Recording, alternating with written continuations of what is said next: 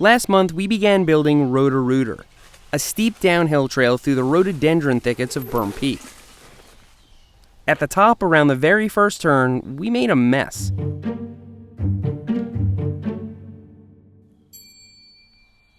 Dubbed the Kevin Jump, this failed project was Kevin's plan to build a twisty transfer hip thingy out of 2 dead trees.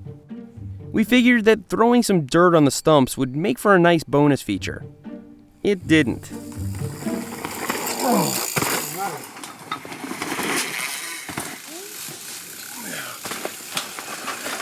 Just keep working on that corner. And so we began a series of quick fixes that didn't really fix anything.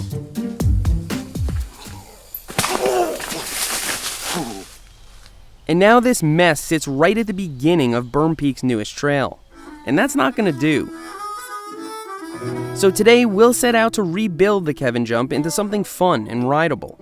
But first, we need an actual plan. Roto-Rooter starts out with a hard right turn, and if you blink, you'll miss the lip to the Kevin Jump.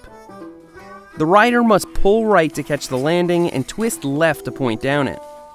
That would make the Kevin Jump a right transfer left hip, if it worked. We need to fix this mess of a run-up so riders can maintain their speed around the turn.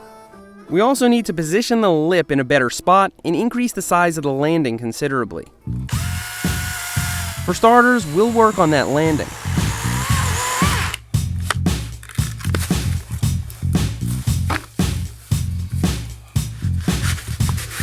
Using logs from dead trees, I'm building a cage to keep all the dirt where we want it. Not only does caging speed up the building process, it also keeps the landing contained. This is turning out to be really effective.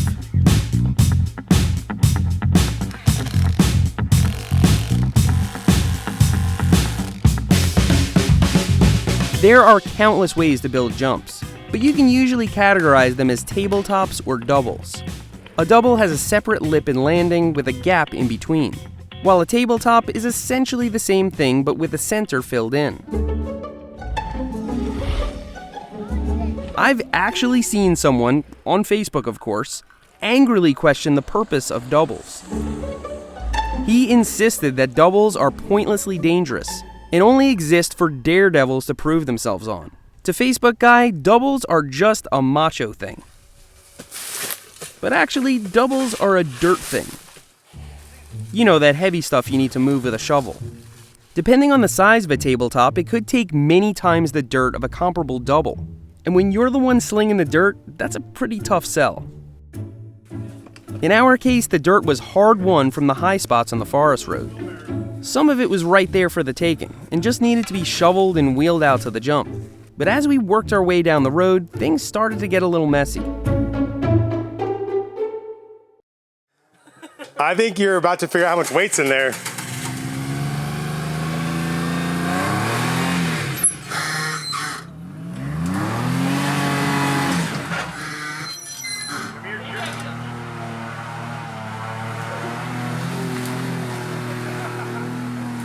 When mud season finally ends, we'll need to do something more permanent here. But that dirt from the forest road gave us everything we needed for that landing.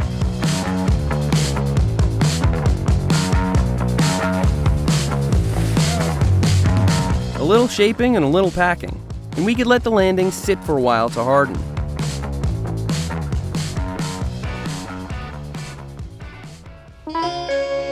Next up was the berm.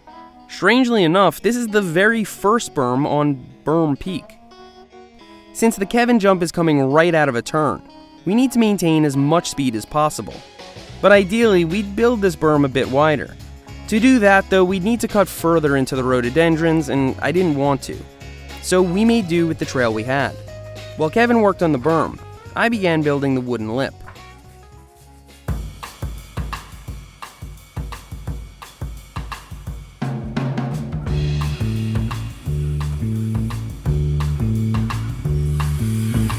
Not only are wooden lips easy to build, they're mostly maintenance-free. And although this one will stand only 3 feet tall, it follows the exact same 10.5-foot radius as our much bigger airbag launcher. Moving forwards, I can use this offcut as a template instead of the paint can and string method.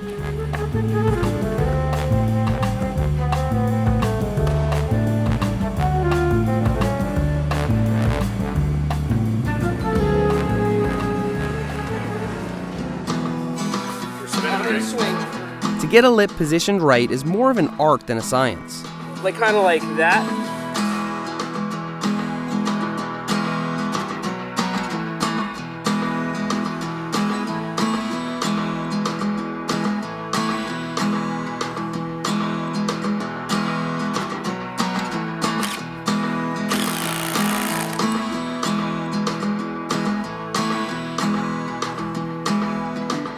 Since the jump would be a right transfer, I rolled the lip to the right a few degrees and fix it in place with posts, lags, and dirt.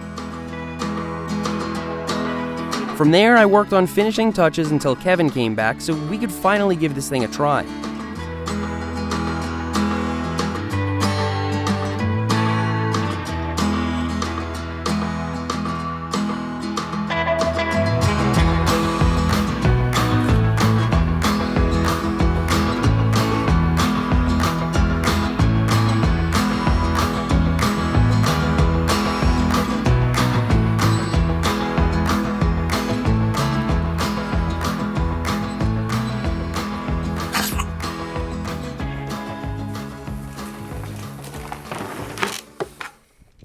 We started out with a few test approaches to find our lines, and it was finally time to send the Kevin jump once and for all. I feel like I need a hair more speed. But for some reason, nobody was really feeling it.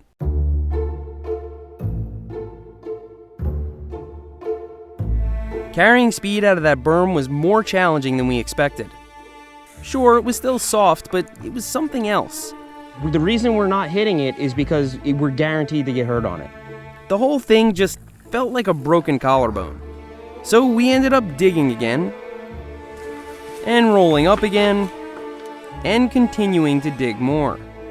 I even reluctantly agreed to pull out a few dendrons to make the turn wider, but we had bitten off more than we could chew. Right there, dude.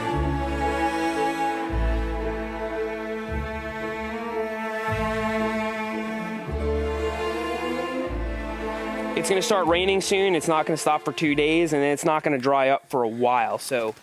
Then the rain moved in, and we had to call it quits for the night. New clay features run a little slow if you don't give them time to dry out. Oh man, that's... Ooh. It's bad. So we had to wait for dry weather to get this running. A week after that, we finally had enough sunshine to give her another go.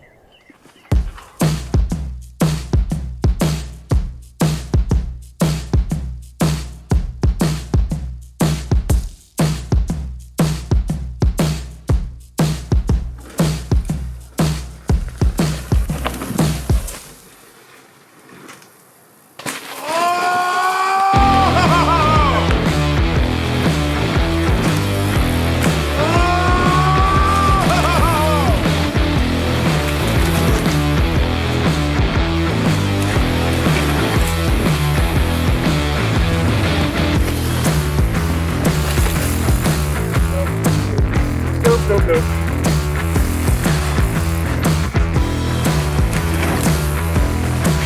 Nope, not for me.